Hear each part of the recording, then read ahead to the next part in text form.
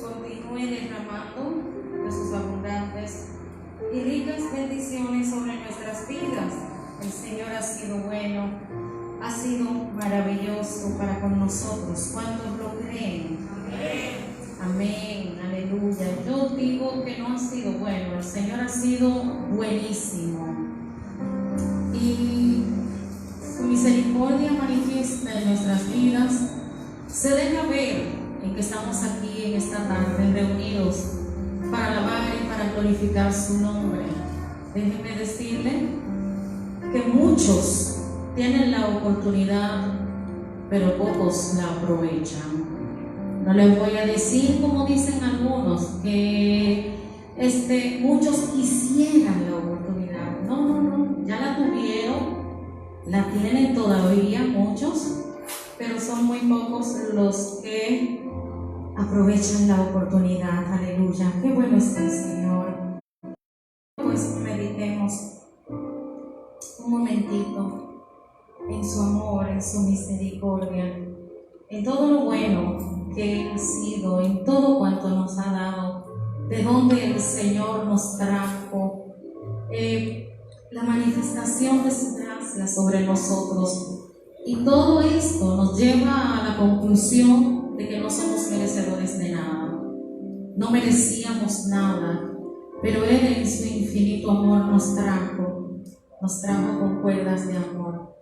Por si acaso le dijeron que usted fue que le buscó, pues le mintieron. Él fue que nos trajo, Él fue el que nos amó primero, Él fue el que nos escogió. Y qué bueno que estamos aquí en esta tarde, aleluya. Qué bueno es mi Señor. Gracias, Dios, porque te podemos alabar, porque te podemos glorificar, porque somos libres, Señor, porque nos diste un corazón que ha sido liberado del pecado, de la muerte, Señor, esa muerte segunda que es la separación por siempre de ti. Señor, gracias porque rompiste el velo, aquel que no nos permitía que tuviéramos acceso directo contigo, Señor. Gracias, Jesús. Aleluya. Oh, gracias, mi Rey. Aleluya. Gracias. Gracias. Y quiero darle un poquito de esto. Aleluya. Aunque pase el tiempo, sé que tus promesas cumplirás.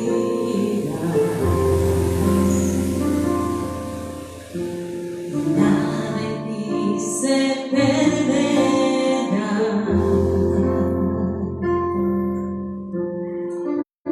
Es mi seguridad.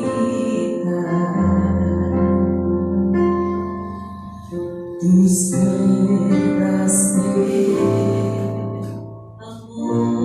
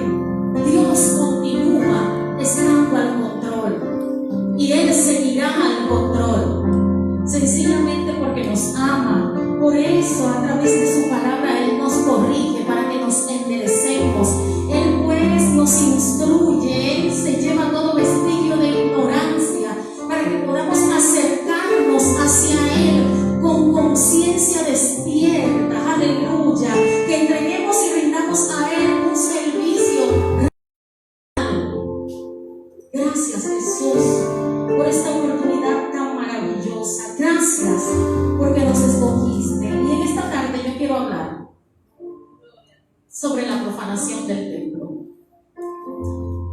Profanar o profanación del templo. Y desde los tiempos antiguos, si nosotros hablamos del Antiguo Testamento, ¿verdad? Como el Señor atrae a un hombre, y este hombre le promete a él que va a ser una nación grande, una nación fuerte, una nación poderosa, que de sus lomos sacaría reyes. Y nosotros a lo largo vamos viendo cómo Dios se le revela a este hombre, a Abraham, y comienza a guiar sus pasos.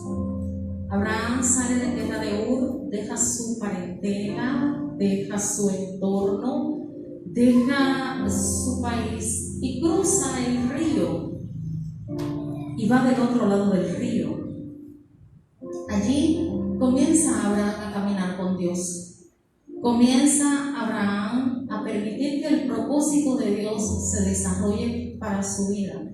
Consciente de que no solamente el propósito de Dios terminaba en la vida de Abraham, sino consciente, a medida que Dios se le iba revelando progresivamente, de que en él serían benditas o bendecidas todas las naciones de la tierra. Abraham trató de ser fiel a Dios, pero la primera justicia que se le cuenta a Abraham es que creyó en el llamado, creyó en el Dios que le llamó, y de aquí en adelante, a medida que caminaba, Dios fue multiplicando la prole de Abraham. De él nace, de Abraham nace Isaac, Jacob, después de Isaac, y así sucesivamente, hasta que de ellos, tal como Dios prometió, sale el pueblo, lo que llamamos hoy como la nación de Israel, nación joven. Hace poco que se hicieron nación, relativamente, pero este pueblo atravesaron por muchas vicisitudes. Aparte de las vicisitudes por las que ellos atravesaron, nunca estuvieron solos. El Señor siempre estuvo con ellos. Y vamos a ver en esta tarde cómo Dios no abandona la obra de sus manos, pero también queremos que veamos cuáles son los requerimientos de Dios para lo que hoy llamamos su iglesia. Gloria a Jesús. Vamos a leer en esta tarde lo que como fondo bíblico, y es aleluya. Qué bueno es el Señor. Es justamente, aquí lo tengo, gloria a Dios por siempre, al nombre de Cristo, gloria a su nombre, gloria. Qué bueno es el Señor. ¿Cuánto creen que Dios es bueno? Amén. El Señor es buenísimo. Bien, vamos a ver, quiero que leamos Primera de Corintios, primera carta del apóstol Pablo a la iglesia de los Corintios, en su capítulo 6. Vamos a la altura. Gloria a Jesús. Del versículo 15 en adelante. Como usted guste, sea con amén o con aleluya, déjeme saber que ya lo encontró. Aleluya. Qué bueno es el Señor. Dice así: en el nombre poderoso de Jesús. Ustedes tienen Reina Valera. Yo les voy a leer en la nueva traducción traducción viviente es lo mismo, lo único que esta Biblia es más clara, porque quiero que algunos conceptos lo entiendan de manera directamente ya pues más claro. Y dice, ¿no se dan cuenta de que sus cuerpos en realidad son miembros de Cristo? ¿Acaso un hombre debería tomar su cuerpo, que es parte de Cristo, y unirlo a una prostituta? Dice el apóstol, jamás. ¿Y no se dan cuenta de que si un hombre se une con una prostituta y se hace un solo cuerpo con ella, pues las escrituras dicen, los dos se convierten en uno solo? Pero la persona que se une al Señor es un solo espíritu con Él. Huyan del pecado sexual. Ningún otro pecado afecta tanto el cuerpo como este, porque la inmoralidad sexual es un pecado contra el propio cuerpo. Y mi versículo base es este, el 19. ¿No se dan cuenta de que su cuerpo es el templo del Espíritu Santo, quien vive en ustedes, hablando del Espíritu Santo, y les fue dado por Dios? Ustedes no se pertenecen a sí mismos. ¿Qué dice esa segunda parte? La parte C del versículo. Ustedes no se pertenecen a sí mismos. ¿Lo pueden decir conmigo? Ustedes no se pertenecen a sí mismos. Por si acaso. Dios le bendiga. Se pueden sentar. Maravilloso. Bueno, hermanos, qué cosa más grande para una sociedad donde todo el que tiene cédula se gobierna. Esto es algo chocante, porque todo el que tiene 18 años de edad entiende que tiene la libertad para hacer y para deshacer. En cuanto no violente las leyes de los hombres, tiene total libertad para hacer con su vida lo que quiera. Y nosotros hemos escuchado, al menos yo he escuchado esta expresión de mucha gente que dice: mi vida es mía, mi cuerpo es mío, con mi cuerpo yo hago lo que me dé mi santa y divina voluntad, nadie tiene que meterse, porque sí, porque yo quiero, porque yo digo y porque a mí me gusta. Pero en esta tarde nosotros podemos ver que los que han sido lavados por la sangre de Cristo no pueden decir tales cosas. Y me gustaría leer ahí mismo del capítulo 3, ¿verdad? De Primera de Corintios también, precisamente el 16, dice algo similar. ¿No se dan cuenta de que todos ustedes juntos son el templo de Dios y que el Espíritu de Dios vive en ustedes? Creo que con eso es suficiente, ¿verdad? Bien, hermanos, y yo quiero empezar definiendo algunos conceptos. No vamos a definir mucho en esta tarde por razón tiempo, pero sí vamos a definir unos cuantos conceptos. Y vamos, precisamente, cuando le hablamos de la nación de Israel, recuerden ustedes que este pueblo, después que sale de Egipto, le toca pues hacer una peregrinación por el desierto. Comenzaron a caminar por el desierto. Dios le da las instrucciones a Moisés para que hiciera el tabernáculo. El tabernáculo no era más que una casa, una tienda que se podía armar y que se podía desarmar.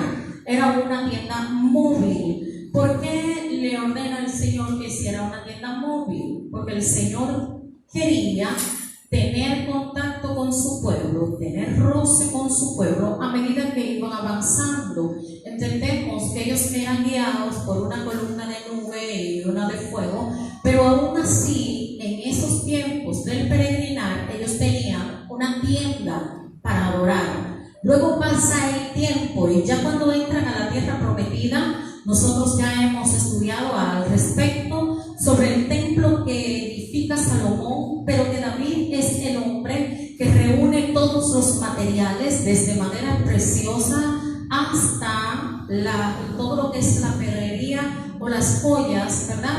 Las piedras preciosas con las que el templo iba a ser decorado. ¿Quién no recuerda que sea judío? ¿A quién no se le ha hablado de la gloria que tenía el templo construido por el rey Salomón? Este templo era tan glorioso, pero tan glorioso, que su fama se hizo, óyeme, fue extensa la fama de este templo. Pero al principio, ¿por qué la necesidad del templo? Porque Dios hace o pone en el corazón de estos hombres que le edifiquen un templo. Y es que en la antigüedad, cuando estaban en el peregrinar, pero antes de que la nación saliera, ¿verdad? De que llegara a la tierra prometida, tuvieron varias manifestaciones, fueron testigos de varias teofanías, ¿verdad? Por ejemplo, una de ellas, el pueblo era guiado de día por una columna de nube y de noche lo guiaba una columna de fuego.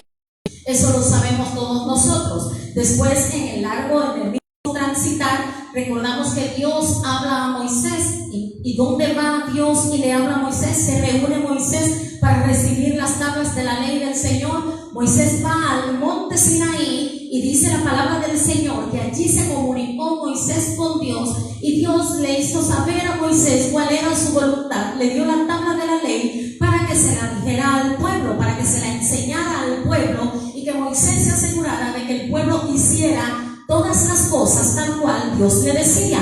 Este era otro encuentro. El Señor se encontró con Moisés, o Moisés con el Señor, en el Sinaí. Recordamos bien que en una ocasión el pueblo le dice al Señor: mira, ya nosotros no queremos más que tú nos hables, Moisés. Nosotros queremos que Dios nos hable a nosotros mismos. Ya nosotros estamos cansados de que tú seas el delivery de Dios, que tú seas el mensajero. Nosotros queremos que Dios nos hable a nosotros mismos y nos diga a nosotros lo que tenemos que hacer. Bueno, pues Moisés va, le comunica esto a Dios, y Dios le dice al pueblo que se santifique, porque el Señor iba a tratar con ellos. Pero mucho antes de esto, si nosotros nos trasladamos a la tierra de Madián, allá donde estaba Moisés, ¿verdad?, atendiendo las ovejas de Jetro, su suegro, la primera teofanía fue cuando Dios se le aparece a Moisés en el Sinaí. Igualmente, la zarza ardiendo, a través de la zarza que ardía, ¿lo recuerdan? Si le digo Sinaí es porque el monte Horeb, donde se encontró, donde tuvo la primera manifestación el Señor, o sea, se le manifiesta a Moisés por primera vez, es lo mismo. Monte Horeb, monte Sinaí, el nombre es intercambiable. Tanto se le llama Sinaí como se le llama Horeb. Es lo mismo. En fin, el Señor siempre estuvo manifestándose en lugares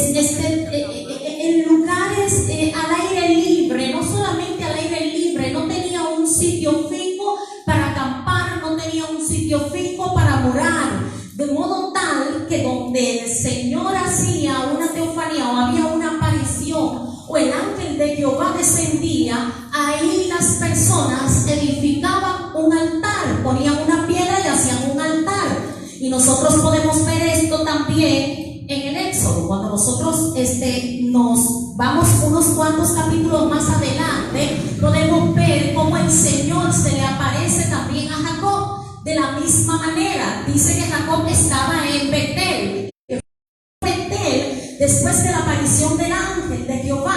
Pero antes de que el ángel de Jehová se manifestara en ese lugar, el lugar se llamaba lugar de la luz o monte de la luz. Se cambia cambia el nombre. Allí dice que Jacob edificó un altar al Señor, puso una piedra, le echó aceite y le puso por nombre Betel, porque allí fue donde Jacob contendió con el ángel de Jehová para que le bendijera.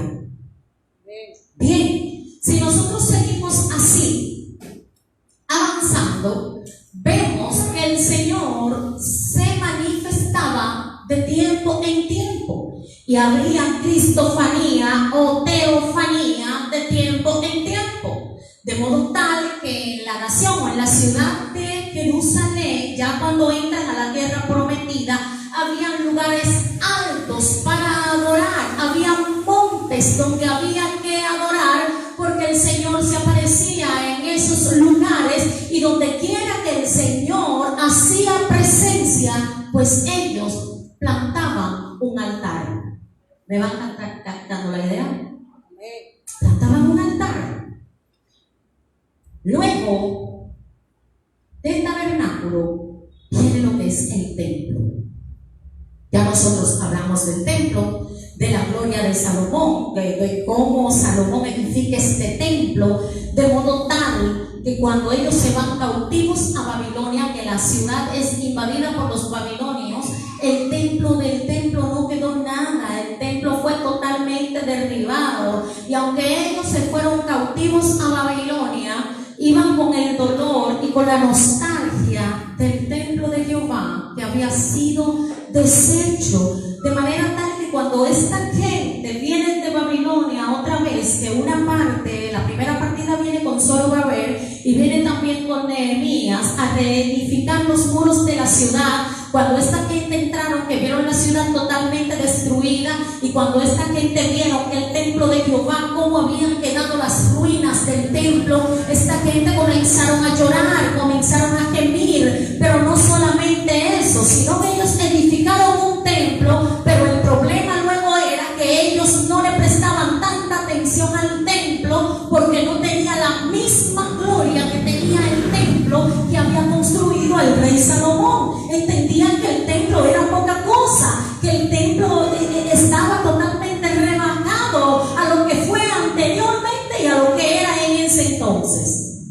Le faltaba gloria al templo, porque ellos creían que la gloria del templo consistía en las piedras preciosas que tenía el templo, y no en que la presencia del Señor descendía en el templo. Seguimos nosotros viendo. El templo fue derribado, pero los templos no son el templo, sino que también el tabernáculo, y luego después del tabernáculo la sinagoga, era lo que esta gente tenía como punto de referencia de que Dios estaba con ellos. El no tener templo para ellos, el no tener un lugar, una casa para alabar y para que la presencia del Señor descendiera en ese lugar, para ellos era algo grande. Se sentían desprotegidos, se sentían que no tenían Dios, se sentían vacíos. Y en esta tarde, amados,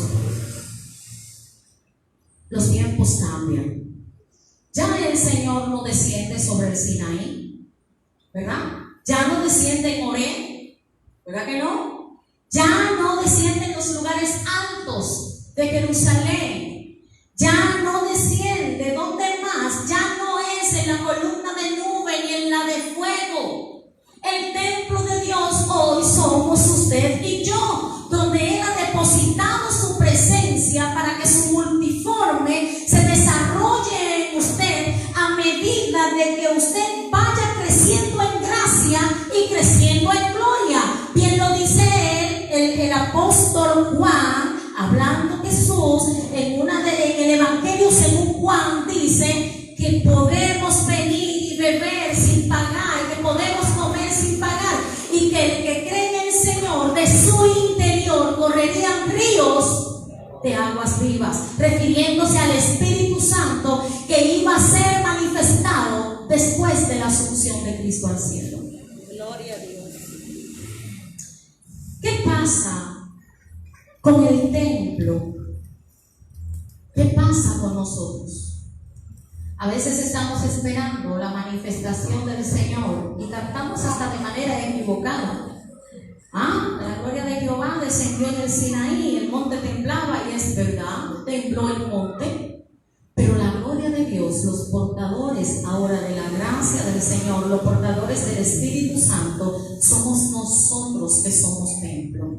Nosotros ahora somos templo, como nosotros acabamos de leer. Ya el templo no es la edificación de piedra, ya el templo no es la edificación de madera, sino que nuestros cuerpos son el templo del Espíritu Santo. ¿Por qué el templo del Espíritu Santo? Porque es que en la ley, en el Sinaí, allá en el Antiguo Testamento, era Dios por nosotros, pero luego cuando el Verbo se hace carne y mora en medio de los hombres, Jesucristo Hijo ya no era Dios por nosotros, sino que era Dios en nosotros. Pero cuando descendió el Espíritu Santo de Dios el día de Pentecostés, allí en el aposento alto, sobre los 100 y pico que estaban reunidos, ya no era Dios por nosotros ni Dios por nosotros, sino Dios en nosotros. Aleluya. Quizás difícil de entender y imposible de creer para muchos, pero es cierto.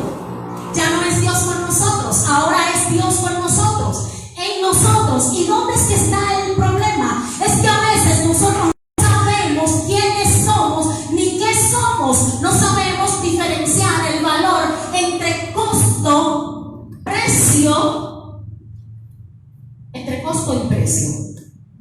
No sabemos qué es una cosa ni qué es otra. No sabemos qué es valor, no sabemos qué es costo, pero tampoco sabemos qué es precio. No sabemos cuál es el valor del Espíritu Santo. No sabemos qué costó en nosotros habitar el Espíritu Santo, pero también ignoramos cuál fue el precio. Y por eso a veces caminamos de una manera inconsciente y no valoramos lo que tenemos. Y ya entendiendo que ahora nosotros somos el Sinaí, que somos el templo de Dios, que somos morada de Dios, que somos casa de Dios, usted y yo, no refiriéndonos a la estructura como tal, no refiriéndonos al santuario como que lo santo ahora somos nosotros. En aquel entonces el Señor le dijo a Moisés: quita la sandalia de tus pies, porque el lugar que pisa es santo. Pero el problema no era el lugar, el problema era quien estaba en el lugar.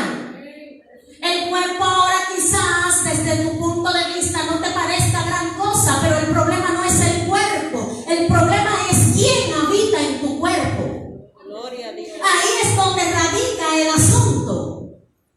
Y cuando nosotros, aleluya, entendemos qué es la presencia de Dios en nuestras vidas, y que nosotros, oiga como dice el versículo 19 del capítulo que leímos, del capítulo 3 de Primera de Corintios, no se dan cuenta de que su cuerpo es el templo del Espíritu Santo.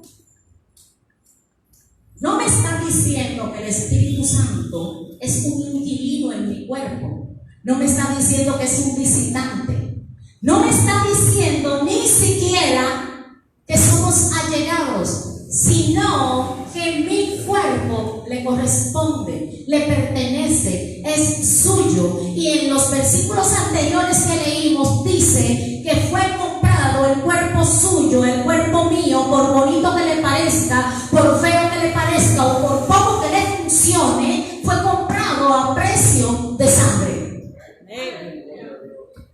Estamos hablando del costo ahora, Estamos hablando del costo para que entendamos entonces el precio.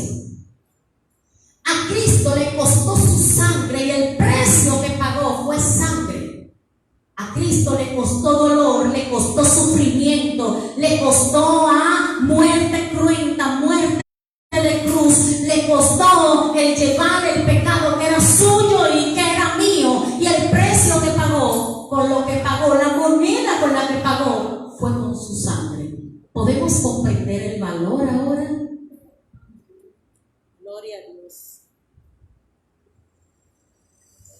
Entonces, amados, ¿por qué profanar el cuerpo? ¿Por qué profanar el templo? Y a veces hay cosas que son producto de nuestra ignorancia, pero muchas veces producto de nuestra desobediencia. Y podrían ser, hay gente que puede decir que la ignorancia y la desobediencia vienen de la mano. Yo creo que no. Yo creo que no. Y cuando nosotros vemos todo lo que el Señor hizo por nosotros y todas las advertencias, toda esta consejería que aparece en la palabra del Señor, es para que nosotros entendamos que nosotros no podemos vivir como cualquier gente, como los moradores de la tierra, como aquella gente que no han sido comprada por sangre, como aquella gente, los moradores de la tierra. Anoche hablábamos que son aquellos que viven para sus deleites, que viven para su disfrute, que viven para satisfacer sus bajos instintos, porque entienden que algún día no se van a ir de la tierra. Pero el que ha sido lavado por la sangre de Cristo entiende que es peregrino y extranjero en esta tierra, y no solamente que es peregrino y extranjero, sino que es morada de Dios. Y si nosotros vamos a ver qué pasa con la persona que no cuida el cuerpo, que no cuida el templo, lo primero es que un cuerpo que sea carnal, o un cuerpo, porque tenemos que hablar del cuerpo, porque es lo que se ensucia. Y déjeme decirle que lo que usted hace o anhela con el alma repercute en el cuerpo, lo ejerce con el cuerpo. Y un cuerpo así no es, o más bien es estéril para el propósito de Dios. No es que Dios no te perdone cuando tú peques, no hay problema, Dios te perdona. No es que cuando tú resbales Dios no te levante y te restaure. Es cierto, Él te levanta, Él te restaura. ¿Tú sabes dónde está el problema? El problema no es el perdón, el problema es el propósito de Dios en tu vida que se detiene. Y a veces estamos hablando de propósito, y aquí todo el que está aquí sentado entiende y sabe que Dios le llamó con un determinado propósito. Incluso hay muchos que saben que tienen ministerio, y hay otros que están anhelando tener ministerio, y hay muchos que viven y hasta pagan por tener ministerio, porque yo conozco gente que para que Dios le dé ministerio oran, ayunan, aparte de que ayunan, hacen silicio, etcétera, etcétera. Y no han entendido que cuando profanamos el cuerpo, que es templo, santuario de Dios, casa de su espíritu, estamos deteniendo el propósito de Dios en nuestra vida. Y aparte de que todos saben que todos tenemos propósito de Dios para nosotros, que Dios tiene propósito para con nosotros, ¿qué es lo que pasa, amados? El Espíritu Santo, cuando usted profana su templo, se contrista. Y para decírselo en otra manera, contristar no es más que entristecerse. Por eso le dice Pablo allá en la carta que escribe a los Efesios, en el capítulo 4, versículo justamente en el 29, no contristéis el Espíritu Santo de Dios que habita en ti. Por alguna razón lo habrá dicho Pablo, ¿usted cree? ¿Qué razón tendría? ¿Sabe por qué lo dijo? Y cuando nosotros contristamos el Espíritu de Dios, se detiene esa dinámica de santificación en nosotros, se detiene el propósito, se detiene la preparación, se detiene todo, perdemos el tiempo. Incluso también el apóstol Pablo le habla a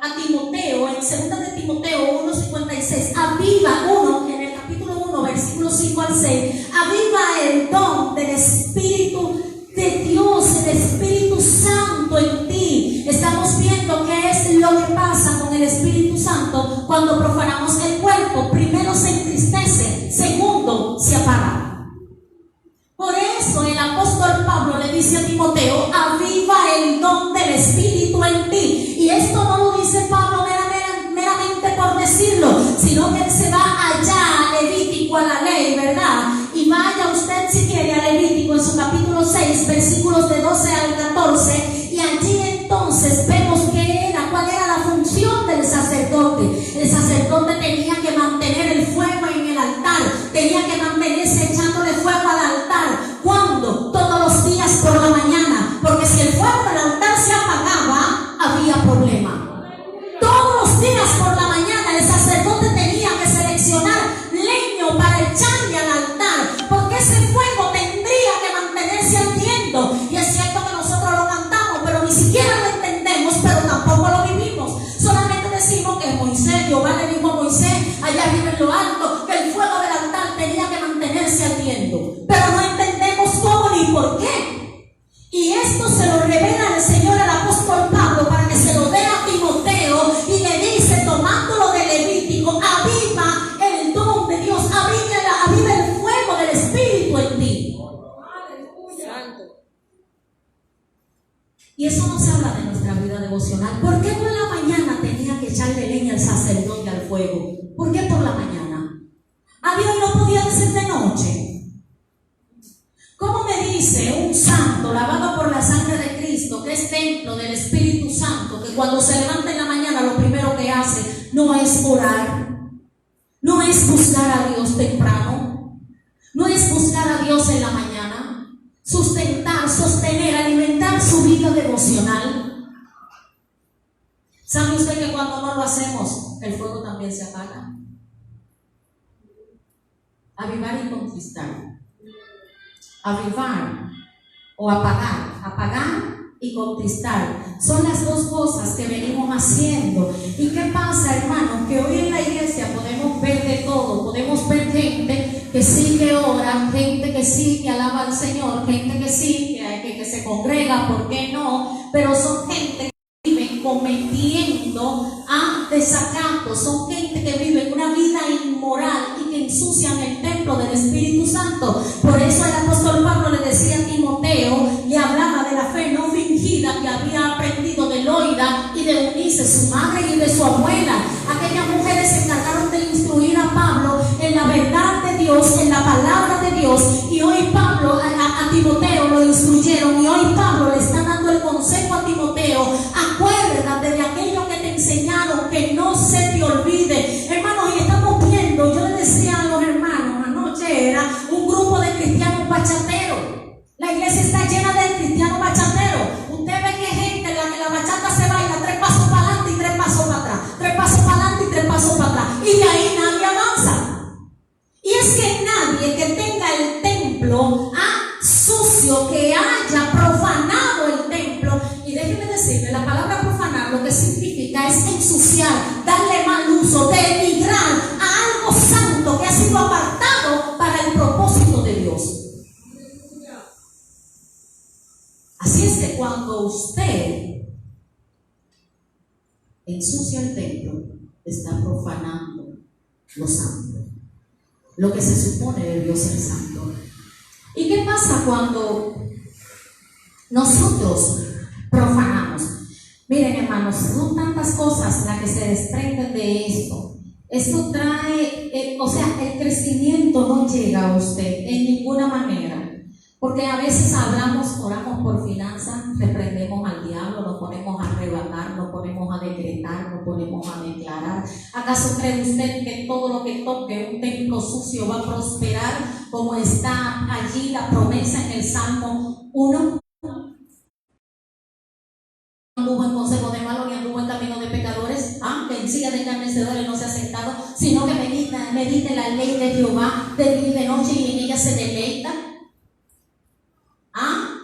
Dice que será plantado como árbol junto a corrientes de agua, que sus hojas no caen, que da su fruto a su tiempo, y que todo lo que hace prospera. Mire, hermano, le diré que cuando usted profana el templo, la sal la trae usted solo a su vida. Usted ve que se le abre una puerta y usted ve que tiene un supuesto desahogo, pero al final todo es agua. Porque cuando usted profana el templo, el Espíritu de Dios que vino para ayudarlo a crecer,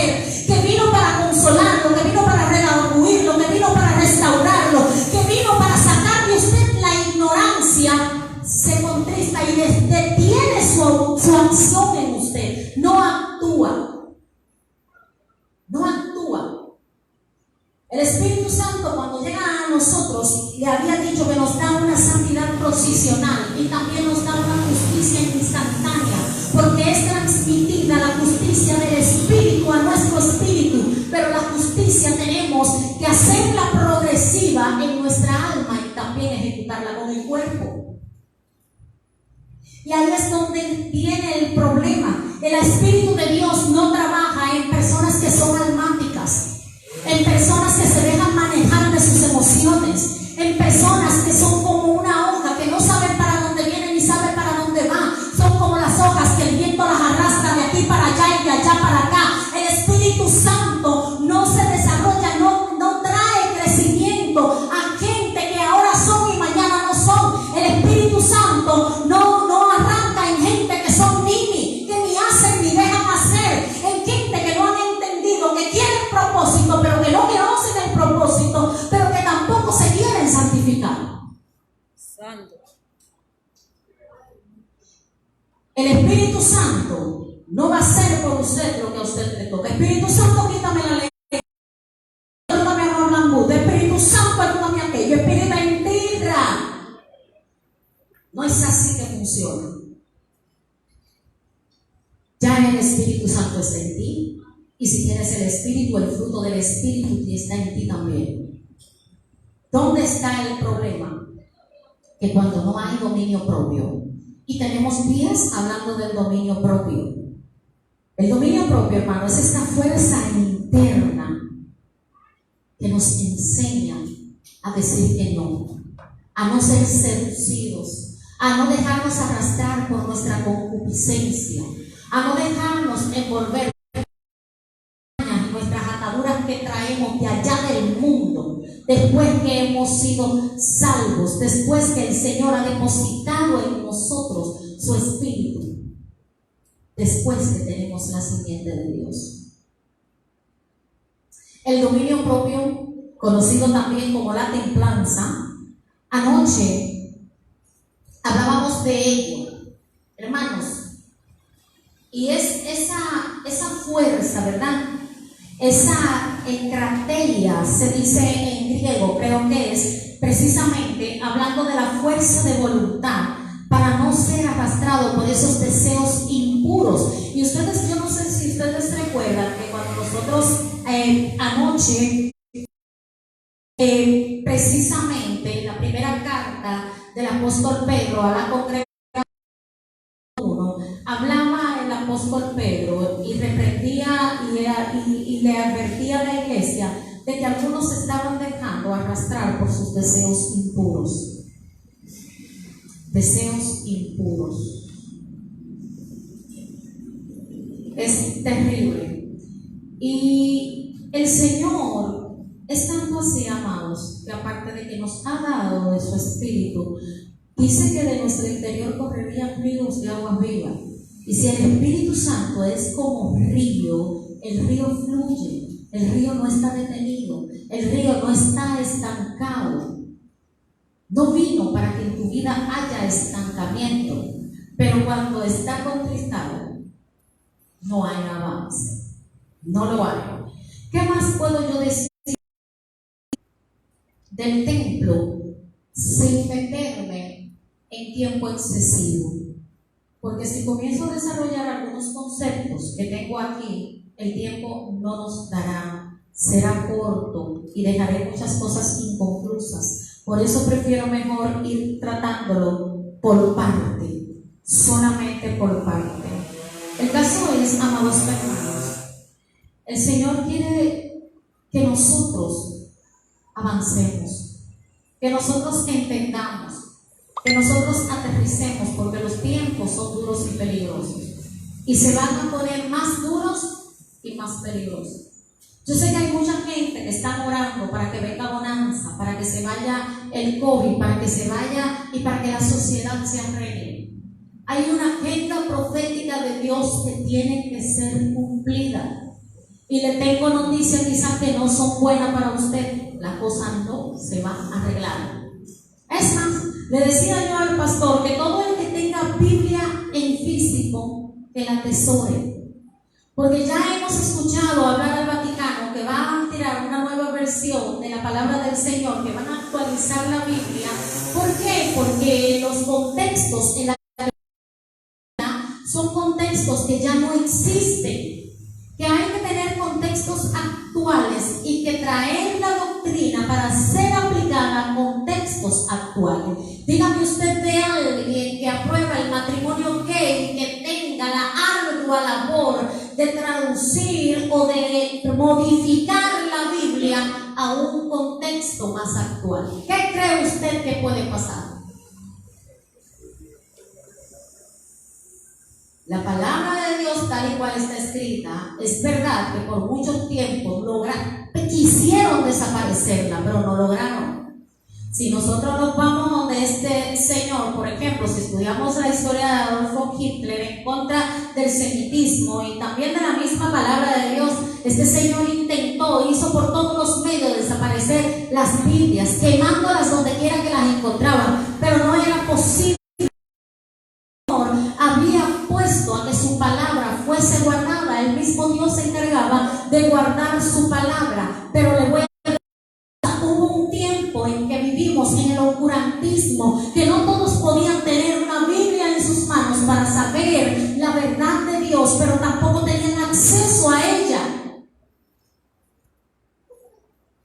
Así que todo el que tenga Biblia, aunque esté grande, aunque pese mucho, guárdenla. Porque llegará el tiempo, eso será muela de gallina. Para usted encontrar una Biblia donde la verdad de Dios no esté aquí contaminada, van a modificarla. Ya no dirán que varón y hembra Dios los creó. Van a utilizar el lenguaje inclusivo, porque eso es lo que viene. El lenguaje inclusivo. Y nosotros, como cristianos, tenemos que estar atentos, tenemos que estar alerta. Hermanos, vamos a purificarnos, vamos a santificarnos. Somos templo del Espíritu Santo. Si verdaderamente nosotros amamos al Señor y usted entiende que Él le escogió desde antes de la fundación del mundo, fue para que usted camine en senda de justicia que Él preparó de antemano para los que le aman. No fue que la preparó ayer, las preparó de antemano, antes de que usted y yo llegáramos, antes de que el mundo fuese mundo. El Señor, en su infinita misericordia, desde antes de la fundación del mundo, proveyó cordero para que fuésemos lavados por nuestro pecado, pero para que le glorifiquemos también por nuestro cuerpo. Y somos de los que creemos que la gente o se pierde entero o se salva entero. No soy de los que piensan que solamente se le salve el alma y que el cuerpo se pierde. No, el cuerpo también se salva. De modo tal que si no existiera la salvación del cuerpo, o si no fuera bíblico, entonces ¿qué sentido tiene la resurrección? ¿No fueron acaso aquellas mujeres buscando el cuerpo de Jesús aquel domingo? Y cuando fueron a la tumba, ¿qué les dijo el ángel? Los ángeles que estaban ahí, ¿qué les dijeron? ¿No fue por qué buscas entre los muertos al que vive? ¿Qué buscaban ella? El alma de Jesús, su espíritu. Buscaban el cuerpo. Y este cuerpecito, como el que usted glorifica a Dios, es el mismo cuerpo que será glorificado el día del Señor, cuando Cristo venga a levantar su iglesia y llevarla al cielo. Y ese mismo cuerpo con el que no se le sirvió a Dios dignamente como tenía que ser, el mismo templo que fue profanado, con ese mismo cuerpo será transformado para la condenación eterna. Así es que lo que hace el alma la paga ¿quién? El cuerpo. Vamos a cuidar el cuerpo. Somos templo del Espíritu Santo. Yo creo que sí que se puede. ¿Cuántos creen que se puede? Yo creo que se puede. Yo soy de las que creo que se puede. Miren, nada más es negarse a sí mismo. Entender que en usted vive alguien que es superior a usted. Comprender que el cuerpo fue comprado, hermano, y después que usted vende un carro, usted no tiene ninguna autoridad sobre ese carro. Usted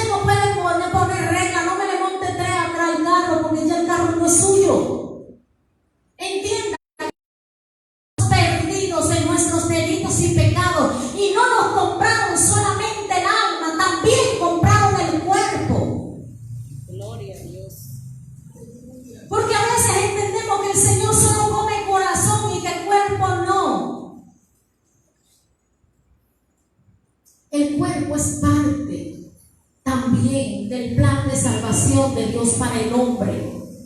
El cuerpo también es parte. Y si nosotros queremos avanzar en el Señor y servirle a Dios con alegría, hermanos, dejémonos de lo que a Dios no le agrada. Vamos a santificarnos para que verdaderamente esté Dios en nosotros. Porque de lo contrario, no podemos decir que tenemos a Cristo si lamentablemente no caminamos como tal. Tal dijo el apóstol Pablo: el cuerpo, las viandas para el vientre y el vientre para las viandas, y a ambos los destruirá el Señor. Pero el cuerpo es para el Espíritu Santo, y el Espíritu Santo, ¿para quién? Para el cuerpo. Son uno. No es que usted le va a prestar su cuerpo al Espíritu Santo, es que le pertenece. Es de Él. No es que usted tenga que pedirle permiso al Espíritu Santo, como dicen algunos: Espíritu Santo, permiso, pero hay gente pidiendo permiso, cometiendo pecado planificado, prevaricando dentro de las iglesias, planificando cómo van a hablar sus embustes, planificando cómo van a hacer su diablura por ahí, y después hacerlo lucir como que todo va a estar bien, como que no hice nada. Y no es que tú tengas un guachimán detrás, es que el Espíritu de Dios que está en ti reclama por su cuerpo, por su templo que le corresponde. Y Dios no mora en templo sucio. Lo más incómodo es usted vivir en un chiquero, y el que no me crea, que se mude en una pocilga de cerdo a ver cómo se va a sentir. Estamos haciendo lo mismo. Queremos sujetar al Espíritu de Dios a que vive en nuestra pocilga. Santo Dios. Arráquese si le pica, pero es así.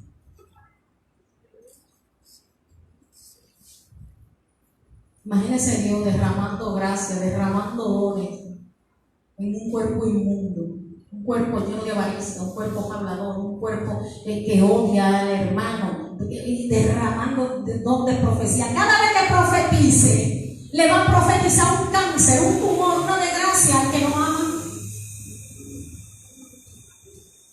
A tú el que no ama, ese no me cae bien, profetizo sobre ti. Y entonces, sí, porque hay gente ahora se profetiza sin que el Espíritu dé para que profetice. La gente está profetizando de su propio pecunio, de su propia voluntad. Esos son los ministros que tenemos ahora. Yo profetizo, yo declaro, declarando atento a ello. ¿Usted se imagina? ¿Usted se imagina una chispita de gracia, de poder sobre esa gente? Somos iglesia. La iglesia es el cuerpo de Cristo. Todos juntos somos el cuerpo de Cristo. Pero cada uno, por separado, es el templo del Espíritu Santo. Así es que cuando usted vaya a hacer algo con ese cuerpito, recuerde que no es suyo. Cuando usted vaya a decir algo por esa lengüita o a ver algo, recuérdese que no es suyo. Que los ojos son la ventana del alma, dicen por ahí, y que son la lámpara del cuerpo. Y si usted ensucia la lámpara, pues todo el cuerpo estará en tiniebla. Usted está entendiendo que es que una cosa lo lleva a la otra. Los ojos, la lámpara del cuerpo. Y si los ojos están sucios y la lámpara está sucia, ¿cómo va a estar el cuerpo? ¿Cómo va a estar el cuerpo también? ¿Y qué es el cuerpo? ¿Templo de quién? ¿Entienden por qué tenemos que cuidar lo que vemos también? Hay que cuidar lo que vemos. No es que dique. Y los oídos, lo que escuchamos también. Y esa sin hueso, la lengua, que inflama la rueda de la creación. ¿Usted había visto otra cosa inflamando la rueda de la creación? No, la lengua. La lengua. Ni siquiera el odio, ni siquiera la lengua, hermano, la lengua. Entonces, oiga la cosa. La lengua se encarga de pronunciar lo que hay a donde en el corazón, porque de la abundancia del corazón habla quién. Boca. Entonces, hermanos, vamos a santificarnos, no para nosotros, no para el pastor, sino para el Señor, porque nuestro cuerpo es templo del Espíritu Santo. Denle un aplauso al Señor y vamos pues a la iglesia.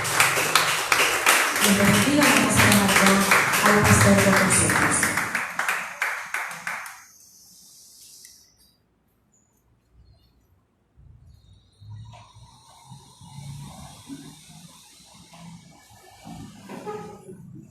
Amén. Dios bendiga, dele otro aplauso a Jesús. Dios bendiga la esposa de la palabra. El templo. ¿Quién es el templo? Nosotros. Generalmente le llamamos a esto templo, pero el verdadero templo somos nosotros. Claro, este lugar lo hemos consagrado porque venimos a adorar a Dios. Esa cosa que no me gusta. Así que atesora, hermano, la palabra de Dios en su corazón en estos tiempos tan difíciles. Quiero, hermano, recordarle lo siguiente.